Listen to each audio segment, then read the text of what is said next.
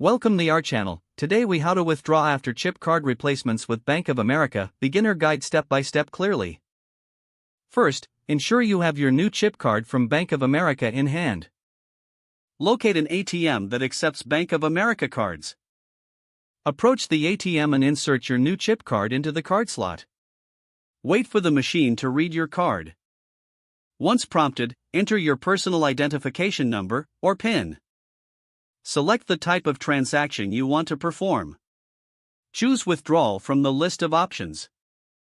Next, select your desired account type, such as checking or savings. Enter the amount you wish to withdraw. Confirm your transaction by following the prompts on the screen. Wait for the ATM to process your request. Once approved, the machine will dispense your cash. Retrieving your card and receipt is next. Make sure to take your receipt for your records. Ensure you have your cash before leaving the ATM. If you encounter any issues, follow the on-screen instructions for assistance.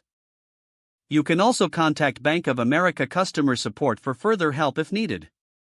If the page does not load, refresh the browser or try again in a private or incognito window. Make sure you are using the correct email address, then retype it carefully to avoid small typos.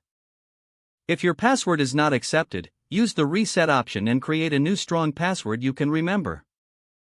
Check your spam folder for verification or security emails, then complete any requested confirmation steps.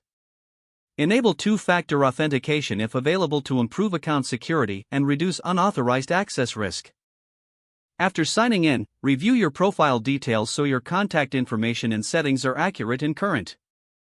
If you see an error message, note it down and try again after restarting your device and internet connection.